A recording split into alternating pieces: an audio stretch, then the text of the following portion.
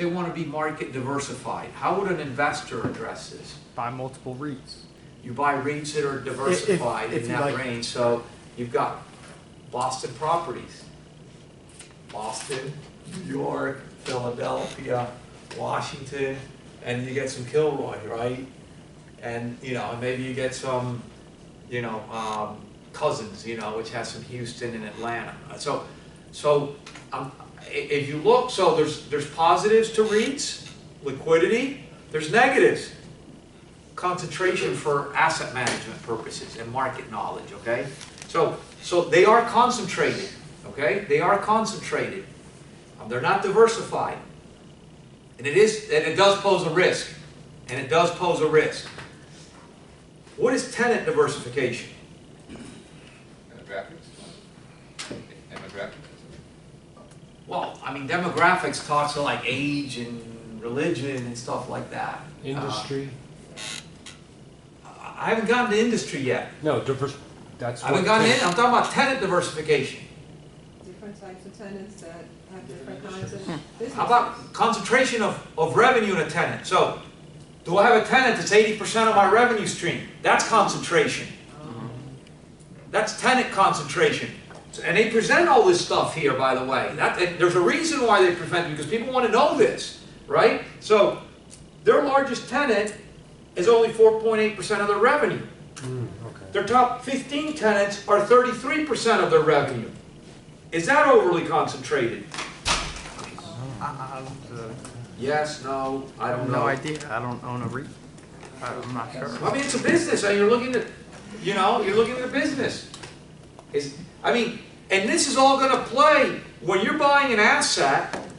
You know, I've got an office building on the other side of 595 in University, and I got to look at it. We're going to do this in a couple of weeks. I got a tenant that's 30% of the revenue there. Is that good or bad? Bad. Depends who it is. Good thing someone's paying the rent. It's neither good nor bad, but I got to deal with it. I gotta understand it. I gotta understand it. I gotta understand the risk that it brings with it. Okay? So it may be good, you know. Maybe it's the U.S. government. That's good. Or not, you know. or not, you know. Or not, you know. So, but I gotta understand, how concentrated is my revenue stream? And now we talk about industry diversification. Okay, and so how are these guys, who are their industry? I mean, They're techie. A little bit of everything. a little bit, I mean, tech's 43%. Yeah, if tech and bio Tech is is everything. 43%. I mean, just their geography is going to tell you that. I mean, look at Boston Properties, and 80% of their tenants are financial services and legal firms, like consulting firms. Goes with the territory, right? Goes with, if you're Prologis, you know, what's your tenant? 80% are going to be third-party logistic firms. It goes with the turf. Now the question is having 43% of your portfolio, your tenant portfolio, in tech? You got 43 in tech, 13% in media. I mean, they all sound like they're together. 10% in life sciences. I mean, I'm just sort of, I'm seeing Silicon Valley here, right? Oh yeah. And then professional services. Who do you think these people are doing professional services to? All those guys. So now I'm really tied to what's happening in the valley. Now, it's neither good nor bad, but I need to understand it. So what are the prospects of Silicon Valley? How's it going? Right? So, but they're definitely concentrated. They're definitely concentrated. So, as an investor, now we're looking at a REIT, but when you're a real estate asset, you know, a real estate asset aggregator or owner, a portfolio manager, you got to take a look at your mix on a portfolio basis. You got to take a look at maturities on a portfolio basis. You got to look at exposure geographically on a portfolio basis. You got to look at your tenant mix on a portfolio basis. And you got to look at your industry concentration on a portfolio basis. So, I'm talking about REITs here, but you know, I work at Florida East Coast Industries, and we want to buy an industrial building in Jacksonville. You know, the question I got to answer is not, it's not just about that building but how exposed am I to industrial, how exposed am I potentially to the specific tenants that are there, and how exposed am I to the industries that those tenants that are there are, on a portfolio level. And maybe I can mitigate some of that risk when I look at it broadly and say, yeah, you know what? The post office is 100% of a tenant there, but overall, in my entire portfolio, they're less than 2%. You know? So, in the context of a REIT, you know, what would you do? You probably find a REIT that had different type tenant.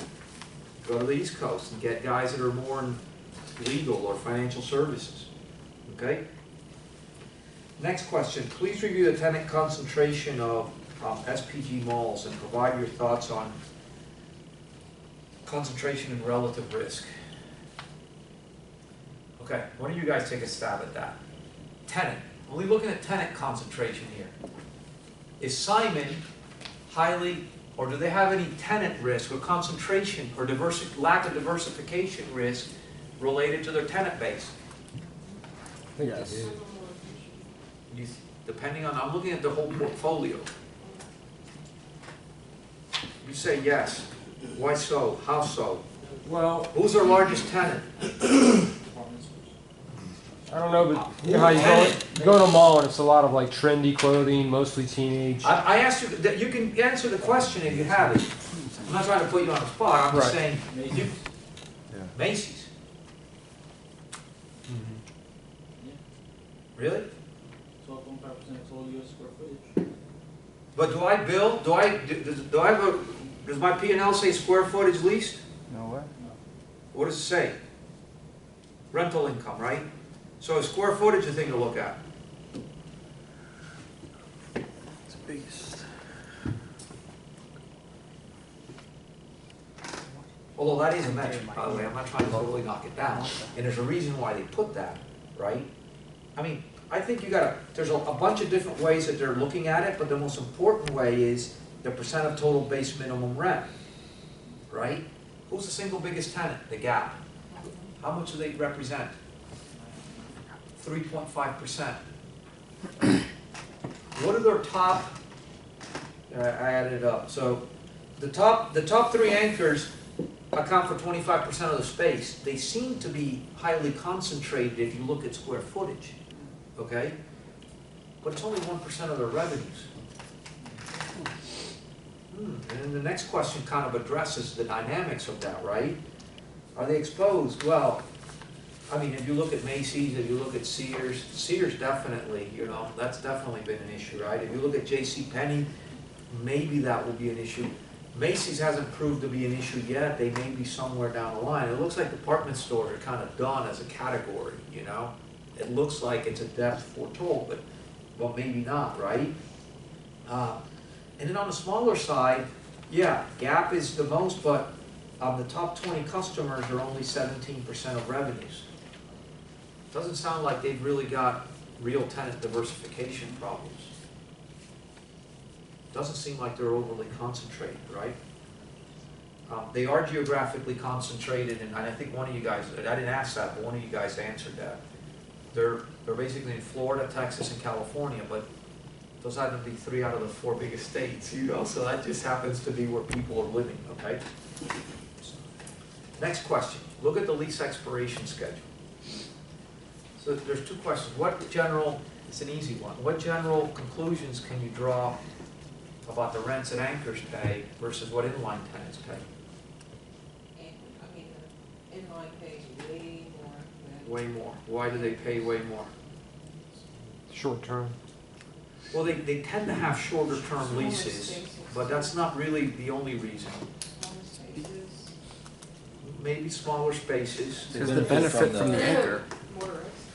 And they benefit from the anchor, yeah. that would definitely. Who drives the traffic? Historically, so that's something you gotta take a look at the model and see if it really works, right? But it's really not, they pay more really, it's kind of the other way, it's because these people pay less. Why do they pay less?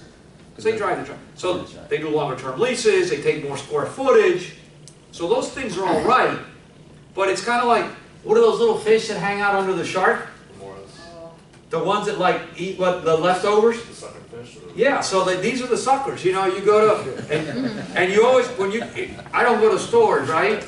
But when you go to the mall, you never get to where you want to go. You got to walk through all these places, right? So, now, Spencer. and there was a typo here. It said, do you see any material exposure? So my question is, and I don't really think I saw the right answer here, is, do you see any material exposure to 2018? And the answer isn't, well, if the rents stay up, it's going to be good. Do they have future exposure? I mean, you're looking at the expirations. That's something that we're going to look at in a few weeks. What do lease expirations talk to us about? What do they tell us? Uncertainty. Certainty of what? Income. Of revenue, right? So, if we have credit tenants, and they're on the hook for a long period of time, we've got certainty of revenue, right? Now, that could be good or bad, depending on how those rents relate to the market. We'll get to that in the next question. So, look at the expirations. Do you think they're materially exposed? How much of the portfolio rolls in 2017? Oh, most of it Rolls means it rolls off, not... expires. Right, how much expires? 20. Well, I have a number of 2,300 leases are expiring during that Give me the period. square footage or the revenues. Less than 2%. Oh, really? Less than 2%. That means 98% of their revenue's coming back. Well, Sears is not coming How much is Sears? back. They had 10 million square feet. What $2 a percentage of the square foot. revenue is it? Oh, I don't know, I didn't do that. Well, but it says it here. We've got it. It's peanuts. Peanuts. It's peanuts. 0.4%. Okay, so it's 2.1% of the revenue is not coming back. It's immaterial. No. I mean, but wait, I think this stuff is critical. I don't know if we teach this anywhere else in a program or not, but if you don't do this, if you don't think about these things, you're going to struggle when you're out there and you got to make buy-sell decisions, especially buy decisions. Because at the end of the day, like I told you, real estate ain't about making pretty buildings and colors and textures, and with all respect to the architects in the room, it's about cash flow. It's about cash flow. It's about certainty of cash flow. It's about valuing cash flow. And what generates cash flow in a real estate business? Me. Leases. Yes, sir. I don't have the numbers here, but I think I saw that a lot of the inline tenants' leases expired along with the same year as the anchor stores. Wouldn't that have an effect as well? They all just dropped off? I mean, there's nothing pulling to customers to the shopping centers or the malls. In 2018, you've got 7% of revenues coming out. In 2019, you've got 8%. In 2020, you've got 6%. In 2021, you've got 6%. 2022, I mean, it's pretty spread out. I mean, it's pretty spread out. I mean, what do you think lease terms are going to be in retail? We got retail guys here, don't we? Well, 3's going to be smaller places, but in a large mall environment. 5. So the big guys are going to have very long-term leases. 20, 30 years. The big guys are going to have 20, because you don't want to move a department store. The smaller, the inline guys are probably going to be between 5 and 10 with multiple options, okay? So when you take a look at a profile of leases in that, the revenues being with the inline guys, okay? You're probably going to have close to 10% of your tenants rolling every year, and it's what it looks like they've got. I just saw a higher number the same year that the anchor stores were leaving, so. or Yeah, but you may be looking at square footage and I'm looking at dollars. Okay? I mean, I'm not gonna say you're wrong, but I'm looking at dollars is what I'm focusing on. And listen, I don't wanna minimize your perspective. No, because the importance is if the big store's not there, they may not be paying you, but that's not the issue. The issue is, are they bringing people in, and what's gonna happen to your inline guys? So your point is very valid, okay? Your point is very valid in that, okay? What's leasing spread? So diversification of the lease? No? Leases? So it would be the difference between the last year of rent for one tenant and the price that the same space gets rented out for the next time. Oh, he agreed. Jeff agreed. He gave me the So me and Jeff are united front on that one.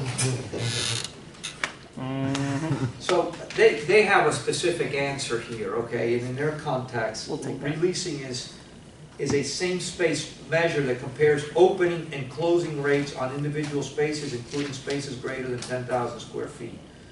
Opening rate is the average of the initial cash total rent per square foot for spaces.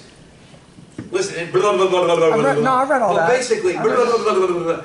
But basically is what did the lease expire at versus what the lease that came in to replace it at is worth, okay? So the lease expired, it was paying $10, and then what you replace it with is paying $13.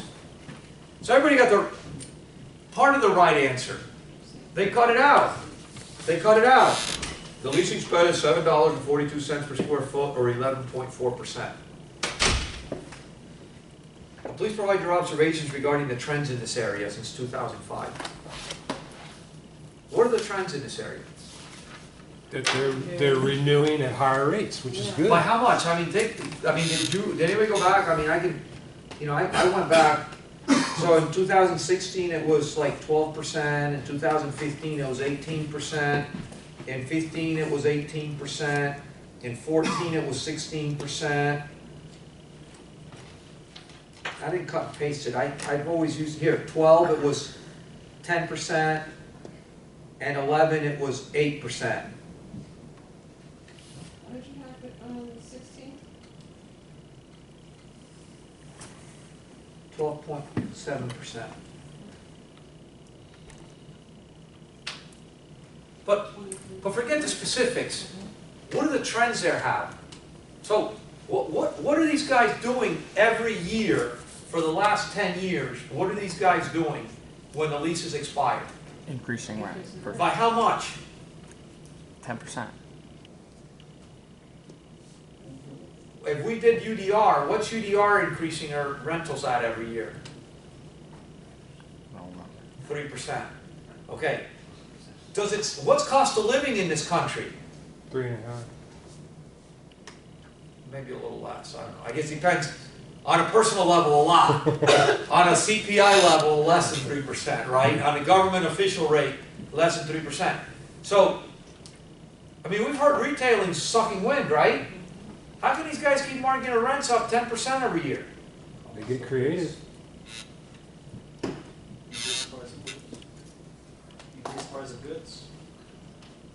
Is inflation going up 10%? No. Can a retailer justify increasing rent 10% based on his per square foot sales? What this is telling me is this company's got incredible pricing power, and it's telling me, historically, people don't have any, but malls may be dead, but it's the only game in town. And so when I look at this, my question really goes back to, are malls really that bad? I mean, if these people have this pricing power, and like where the metal meets the road, year on, year after year, these guys are sticking it to the tenants when their leases expire, and they get away with it. Oh, I've been using this company since like 2008, since the very first time I taught this class. And to me it was eye-opening that in 2009, we're in the doldrums, these guys were raising their rents 10%. Getting it? Yeah. I said, how can that be?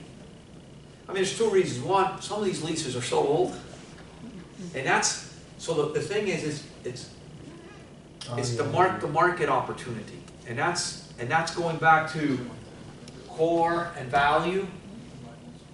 Can I take my leases that expire, is that an opportunity, or is it a threat? Can I take leases that are in at $10 and can I make it 15? Or they're at 10 and I might be able to get 10 or 9. Okay? Or not be able to lease the space. So that's what's an important gauge to take a look at, okay? But, you know, I would kind of say, Lou, yeah, you got to measure, there's problems, but at least this particular company in this particular space in which they play, and it is the premier operator of premium malls in the country, seems like they've had and continue to have pricing power.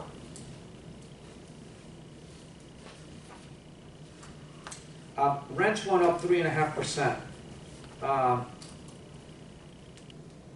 Provide your thoughts on this. A lot of people didn't give me thoughts, but you know the answer is, what should rents go up every year? And in a multifamily space, what should rents go up? Inflation. Yeah. Maybe, yeah. And it went up 3.5%, so probably went up a little bit more. I mean, my justification here is these guys are in mid-Atlantic and West Coast, probably where things are going a little bit better. You know, DC, San Francisco, they probably have a little bit more pricing power than just cost of living, okay? The approximate level of operating expenses, the UDR, is 28.5%, right? IREM, BOMA, nobody looked. I'm not a multifamily guy. I mean, I've always used 30% as kind of like a round number, you know? But I'm not a multifamily guy. But, you know, we should know this. And not all of you took a stab at the implied cap rate. So I came up with 6.2%, but basically, I blew that. the easiest way to do that is to take revenues and subtract operating expenses from it, okay? Without depreciation. True property level operating expenses. You know, management, property taxes, and insurance. So utilities, property management, like utilities, property taxes, insurance, and anything else. They got all the corporate overhead and all that, right? Divided by the number of shares outstanding, and you're going to essentially get an NOI per share, okay? And then what you got to do is take a look at the market cap, right? Divided by number of shares outstanding, so you get market price per share, or you can just get the market price per share, and that gets you to, I think it was 6.2 or 6.62%. Now, some of you were using as a denominator. I don't know why you were using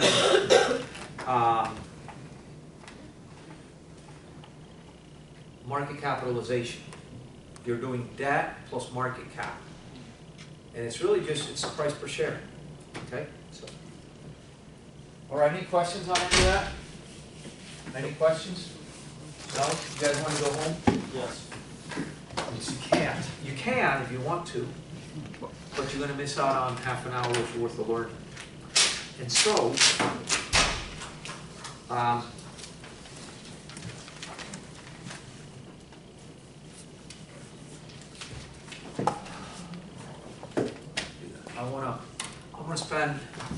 want to spend 15 or 20 minutes going over a module I added some time ago related to credit analysis. The first question I ask when people address this in the classes is, do we extend credit in real estate? Very much. You think we do? How so? How so? Based I mean, aren't rents paid in advance in this country? Yeah. So if somebody pays me on the first of the month, am I extending credit to the guy? I mean, I don't give 90 days to pay rent, do I? Right. I don't do 2% net, 30 in rents, do I? Rents are due the first of the month. By general rule of thumb in this country. So do I really advance credit? Do I extend credit? But you can borrow 70% of a I'm $10 borrowing, million as a asset. property owner, I'm borrowing money, so I'm a creditor. Somebody's got to do credit analysis on me. I'm not saying you're wrong, I just want to get to the right answer. I mean, the answer is yes, we do extend credit, but how so? By not marketing the property. Well, so there's an opportunity, so I'm going to, there's a few things I could do. What were the things that, I'm paying leasing commissions on revenue I haven't earned yet. I'm expending TIs. I haven't earned any revenue yet. I may be spending some incentives, right? So I've already spent money. And potentially the biggest cost that you have is the opportunity cost of, I'm going to let you occupy space like I could otherwise rent to somebody else that's going to pay me. So the question is, am I extending credit? And the answer is yes, very much so I'm extending credit. Okay? Now, there's other ways in other places where you extend credit in this industry. Imagine you're doing a build to suit for sale. What are you doing with that? I'm building, I'm putting money into a building, and I'm hoping that you close.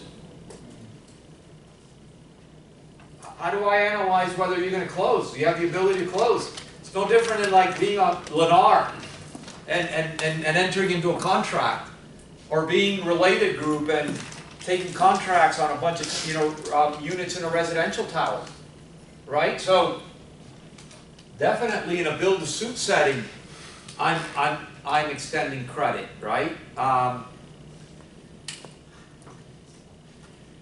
haven't seen a lot of well, that would be covered here. If I'm providing abatements, right? Again, there's an opportunity cost. I'm giving you space, I'm not collecting anything, with the hope that you're going to pay me more than market sometime in the future. Okay? So there's a lot of places in real estate in which we extend credit, and when we extend credit, we need to take a look at our ability to be repaid. You know, there's a lot of risks in being a creditor, but probably the single biggest one is default risk. Now, this can impact us on a personal level as well. I own a house, I want to lease it to somebody, I've got the same opportunity cost perspective. You know, why do people ask for security deposits up front? Somebody may blow out, right? So, how hard is it to get a tenant out of an apartment that you own, that you want the guy's not paying? How hard is it? Difficult. If they don't want to leave. And they don't want to leave, it's a pain, right? And it's effort and time and, yes? Well, we also take security deposits to pay out investors. I'm sorry? Well, we also taking security deposits to pay people earlier, so we have that provision later on. So you're talking now in a commercial space. Yes. Sometimes we just hold that money, but also we will take the security deposit and allocate that money elsewhere that we have it now. So, you know, as a landlord, in any business, right? In any business, I talked the other day about the cruise lines, right? How do cruise lines sell? Book now for a year and a half from now, give me a deposit, okay? Guarantee your spot. It's a form of cash flow for us, right? Yeah, I think as a landlord, you could look at a deposit that way. I would tell you, and this is one of the things, you're going to have a case study on this, that I think it's something you need to evaluate and contemplate, but definitely that's a condition of a lease. I would tell you that the general disposition in most commercial lease environments is there's going to be incredible reticence to pay any kind of security deposit. Which is not to say that as a landlord you're not going to have a disposition or a willing or a desire to collect a deposit, okay? The real question that I would tell you is when you take a look at it, it's probably more of a good faith measure. If you're renting an apartment on a 1-year lease and you're required to leave 2 months or 3 months deposit, that is a significant component of the cash flow of that lease. In a commercial lease with a 10-year term, you're likely not going to be able to get as a deposit a significant sum of that.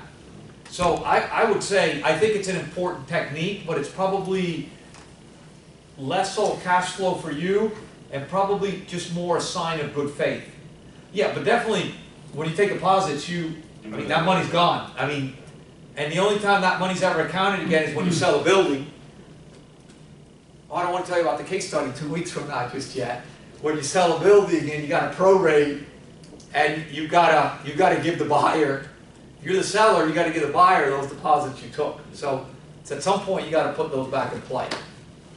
Okay? You're selling a building with a lease attached. When you're selling a building with a lease attached. Because, what did I tell you real estate was worth? You have cash flow. Right? I mean, so, what do you say, real estate's a financial asset, and a financial asset is worth what? Nothing more, nothing less than the net present value of the future lease, cash flows, right? Yeah. So, if there's no lease, what's a building worth? Nothing. Yes, Ken? When involving commercial leases, what is there interest accrued from these deposits? And if so, who gets the interest when it's time to sell?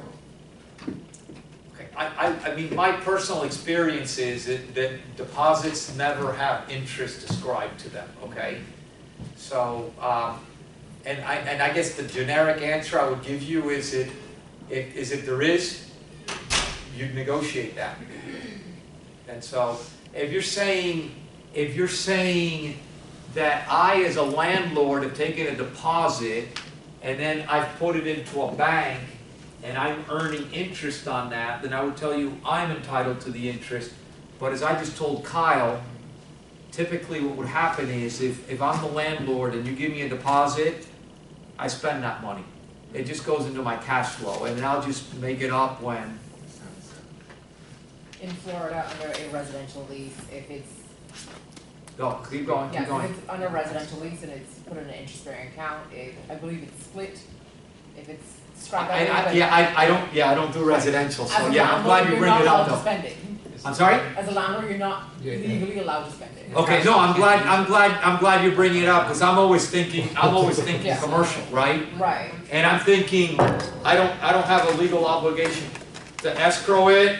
Right. In fact, it goes to Kyle's point, it's my cash flow, I just take that money And turn around. and distribute it. Right, So, most. but you're most saying in tenants are residential actually- deals, so what you're saying is, but you don't have an obligation to escrow a deposit in residential deals in Florida. Most so. tenants won't ask you for your security What's your, deposit. so if you escrow it, and if there's interest, then you have to split it. If a tenant asks you, like, where is my deposit being held, you have to give them that information. You have to show them, like, this is the account it's being held in, it is an interest-bearing account, and. But you don't have an obligation to escrow it. I believe It's not like condominium sales where you have to escrow deposits up to the first 10%. I think you do. It has to be kept in Do we have a separate residential broker here? broker, but you don't have to, When it you has to be rent- kept Okay, in can you research that for us next week? Thank you for I already an know extra that. point. You're For an welcome. extra point, for an extra point, I want you to bring me the Florida statutes, unless we want a resident attorney that wants to do that for an extra point.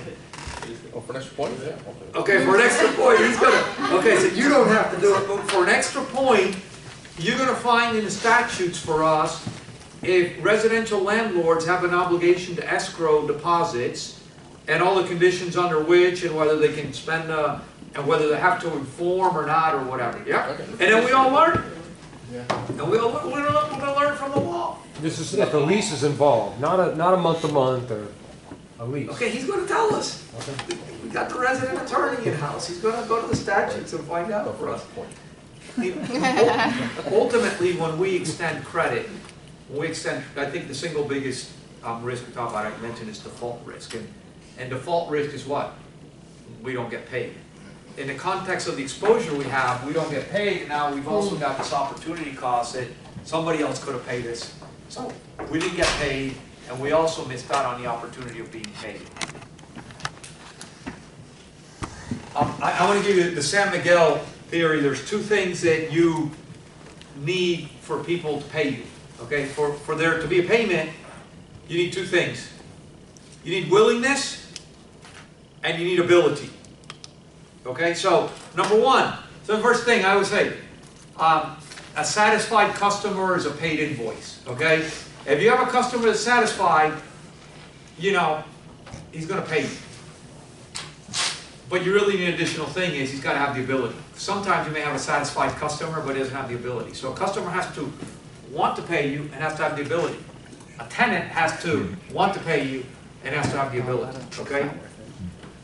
I like to address credit from a very simple technique that bankers use at a very primary level. And they talk about the 5 C's of credit. I got you. And by far the most important one, the first of the C's, is character. I can't spell it. Character. It's one of those words I can't spell. Character. What's character? Personal. Who they are. What are the bank secrecy laws in this country, the BSA? What does it ultimately talk to? It talks about knowing your customer. Know who your client is, know who the depositor is, know who the source of funds is. Ultimately talks about, do we trust them? Do we know who they are? What do we talk about history? You know, history may not be 100% indication of what's going to happen tomorrow, but it's the best thing we've got. It's going to tell us trend, right? It's going to talk to reputation. It's going to talk to commitment, right? I always tell this story. We got you asked us what we did. We didn't used to own land per se, but we had an opportunity to buy originally a 460 acre. We wound up making it 505 acre parcel outside the urban development boundary no, this was subsequent. This is something we wound up calling Beacon County Line, and it's being developed as something else. This is north of 154th up to 184th, west of 97, in what is now City of Hialeah. At the time, it was unincorporated Dade County, and a chunk of it was a landfill. So the economics were the following. We bought it. It was in a bankruptcy proceeding. We bought it roughly $30 million. The eventual value of that, when it was all sort of consummated now, was over $120 million to us when we ultimately sold and sold again. So it's an incredible value enhancer, okay? But, I mean, so it's a landfill. C&D, construction and demolition debris. So it's not organic. We had a good sense we could build on it. In fact, if you drive by the turnpike, you see now, or actually on 75, you can actually see some of the warehouses going up on it. But this is, you know, 10, 12 years ago. So I told Kadena I didn't want to be a CFO. I was tired of this stuff. I want to buy a sailboat and go sailing and all that. And he said, no, well, what do you want to do? No, I go, I want to get involved in the business. So he called me one day and said, look, there's a little old man in my office, go talk to him and see what he's got. So this guy had a second mortgage on this landfill. It was going into bankruptcy. He was going to get wiped out. I liked the thing, so I got involved in it. So now I want to do this deal. Now I want to do this deal. But I don't have any money. I got to go borrow money. So I'm the CFO of Kadena. Who calls you? Everybody calls you. You know, the guy at First Union calls you. The guy at Wachovia calls you. The guy at Bank of America. Everybody calls you. Right? So I go, I got all these guys that are going to loan me money. All these guys are going to loan me money. So I start calling. Oh, well, it's a landfill. Oh, well, we don't do that. Oh, geez, can't you give us an easier deal? How much you want to borrow on it? Oh, I need to borrow like 90%. No personal guarantees. You know, it's like, all of a sudden, nobody wants to loan on this thing. Nobody wants to loan me money on this. So all of a sudden, shit, I thought, I got to get this done. I got to do this thing, right? So the old man said to me one day, he said, why don't you go talk to people at Ocean Bank? And I said, why? He goes, well, at one point, they were a lender of ours, so they know the property. So he said, look, I'll get you an appointment with Concepcion, who was running the bank. There's an old guy running the bank at the time. So I call, and the lady says, come see him at 6 o'clock in the morning on Friday. I go, he's gone by 11, so you got to come early. So when you get here, tell the guard you're going to go see him. I mean, it's old-time banking, you know? So, old-time banking. So, drive up, guard says, yeah, he's up on the 5th floor or whatever. So I go up, and hey, Concepcion, ¿cómo está? You know, whatever. So I start talking to the guy, and the first thing he's like, tú eres el hijo de Luis San Miguel, no? He's like, so he knows my dad. So he says, okay, so he's turning around and he goes, here, give your dad this book. Tell him I gave it to him. Okay, so now, now there's a rapport here, So, so I start talking and I start telling him, and it's very, very disconcerting. He's got his back turned to me and he's looking around for something in the desk. And so I'm telling him all this stuff, and I'm starting to get pissed now, because like 10 minutes into this, and I'm talking to him back. Okay? And I'm trying to tell him about this landfill, and it's going into bankruptcy, we've got to close on this and that. And he knows what it was, and finally he turns around, and he gives me his piece of paper. He gives me his trifle. And he goes, take this to Armando and ask him if he remembers. So Armando's my old boss, Codina. So it's a 1962 Statement of Condition, Republic National Bank. So it's a bank that no longer exists, but it was the bank that really helped the Cuban community build up in South Florida. And so it was a trifold, and it had a balance sheet and an income statement and some footnotes. I mean, it had like $2 million worth of capital. It was a little bank. And then on the back, it had all the employees. It had the board of directors, and then it had cashier, Concepcion, Jose Concepcion. Driver, Armando Colina. They said, remember, ask him if he remembers these days. So he gave us a loan. And we made a shitload of money on that. Was it because of the collateral? Was it because of the cash flow it generated? No, it was because he knew who the character of the guy was. And it had a history that went back 30 years. They had a common bond. Now, that's kind of changed a little bit, but ultimately, credit is most about knowing who you're, at the end of the day, you got to trust. And so the question is going to be, do I trust this guy or not? The guy that used to run Republic, I dealt with Republic before it was sold to union planners, and, then there was an old guy named Luis Botifol, and he always said, I loan from here. This guy's like 90 years old, he's running this bank, and it's, I look people in the eye, and I can tell that they're going to pay me back. So, I mean, it's kind of a lost art, but character, okay? Capacity, okay? So, capacity ultimately is going to talk to what's our ability to, meet our repayments, right? And we can kind of look at that in very simple ways, right? So, can we generate the cash flow, right? Can we generate the cash flow to service debt? Can we convert our assets, okay? In a worst case, so if we don't generate cash flow, do they have sufficient liquidity, right? And ultimately, if they don't have liquidity, if we have to liquidate all our assets, so we get repaid. But I go back to, lenders don't want the assets. So ultimately, what are lenders going to look for? Cash flow. Why are coverage ratios important? Because that's what lenders want to look at, okay? Does the business generate the cash flow to service the debt, okay? Is that business going to be able to pay for the lease, okay? Capital. And when I talk about capital, it's similar to the concept that we talk about leverage ratios, is how much skin does the guy have in the game?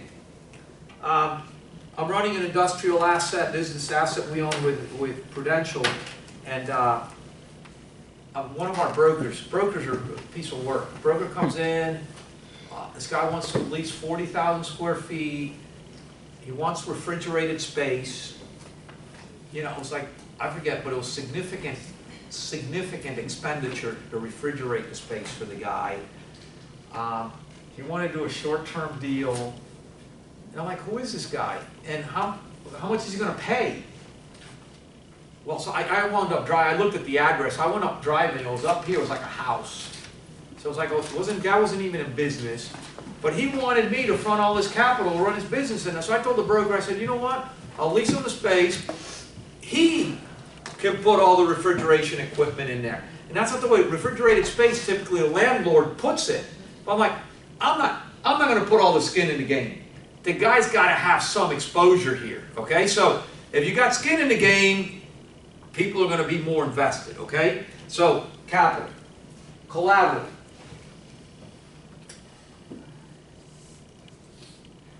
Okay, and when we talk about collateral, what are we talking about? Ultimately, it's any asset that's going to support the debt that's been incurred. Okay, now real estate, we own the real estate, so we can't get collateral on it, right? But maybe we can get a security deposit, that's a little bit, you know. Maybe we get a year's rent, maybe we get 3 months rent, right? Maybe we get a fixed sum of money, maybe we get a fixed sum of money for a period of time. There's a lot of different ways to structure that. We may get a guarantee. We may get a guarantee from a parent company. We may get a guarantee from an owner or from a principal of the business, right? So we're looking for something that in the event there's a default, we can go back to, okay? Because we can't go back to the asset. We already own the asset, right? We're going to take possession, but we got to get valid. We may ask for a letter of credit, a standby letter of credit, okay? And ultimately, what's very important in our business that we can play with are conditions. Okay, so I mean, we talked about in a traditional lending environment, we talked about covenants and things like that. But what's the lease term, right? What's the rate? What are the renewal options, right? What are the expansion options? Okay, you know, and a typical loan is, you know, maturity, interest, covenants, stuff like that. But in our realm, what's the lease term? What's the rate? What are the increases? What's the ability to renew? What's the ability to expand? What's the ability to give space back? Okay? So when we take a look at all these things, this is a nice simple, you know, 5 C's of credit: character, capacity, capital, collateral, and conditions. Okay? The process is easy. You know, you got get a credit app. I'll send you guys one that looks like, you know, most of you probably filled out a credit app. You know, you put 3 commercial references, you put your bank reference, and if, you know, you should call these people. I gave a reference to a former employee the other day. People called me this week. Hey, we just want a character verification on this guy. What do you say? There's other commercial sources out there in sort of small business, you know, middle market space. There's a company called Dun & Bradstreet, which provides financial information. It's not great, but it's what's there. If you're publicly traded, you could go to Moody's and S&P and look at ratings, but most people don't have that. If you're in an individual space, you could go to these Experian and Transwestern, but you know, you could check. You can check with industry groups. You know, a lot of credit managers in industry groups. Or you can do your own financial analysis. You can ask a company for their financial statements, and then you can analyze them because you've taken this class. And you can you can look at their leverage, right? You can look at their profitability. You look at their liquidity, okay? And so now you feel comfortable that you can do some analysis on the company's financial statements, you know? Ultimately, what we want to do is minimize risk. But again, we could look at it on a portfolio level, right? So if our portfolio is 99% lease and we got some empty space, maybe we could take risk on one guy. That friend of mine that owns some self-storage facilities, at one time had been the publisher of the Miami Herald, and well, he'd been the CFO before that, but one of the things he did, and people don't advertise in newspapers, you know, because now you got Craigslist and all that kind of stuff, but before, a big source of revenue for newspapers were classifieds. And so they had like a really tight credit policy. And his like, guys, we're going to print the newspaper anyway. Relax the credit standards. I don't care if I lose 50% of, you know, what's out there. I have no incremental cost. So, I mean, I'm not saying that you just go out there and extend credit to everybody, but hopefully, if you do it on a portfolio level, you can take risks on some of your tenants or maybe some of the TI, that, you know, as long as you're not betting the whole bank on everybody, you know? So you might say, hey, I'm not sure that business is going to take off, but hey, so you know what? I believe in the character of this guy, or he's giving me good collateral. I'm going to take a chance on that one, you know? Right? So the cash flow is not demonstrating me. There's not a lot of operating history there. but I believe in this guy, okay? So this is a nice little story. Or you know what, I can really put the hooks on this guy, you know? And like, if in a year he hasn't, you know, expanded to whatever, I can revoke his lease or whatever, you know? So, entity risk, one of the things, be careful, which entities, you get this here in South Florida a lot, where you get a lot of subsidiaries, especially of foreign companies. Who's on the hook? Oh, we're, you know, we're owned by Samsung. Well, then you really look, and it's not really Samsung, it's a dealer, it's a value-add reseller, you know? Or, oh yeah, we're like the largest company in Bolivia. But then it's not even, not that that would be worth a lot necessarily in being able to get at anything, but then it's a U.S. subsidiary which has no direct lineage to there, its own individual device. So you got to take a look at what entity's really at risk, or what entity's really providing a guarantee, okay? Something that we use a lot is enhancements. So we look for deposits, we look for guarantees, corporate or personal sometimes. And we may use those only for a particular period of time. To start up business, we may ask for a deposit, and we may say, look, if you've got 3 years worth of, you know, good credit history, we'll refund it, or we'll refund half of it.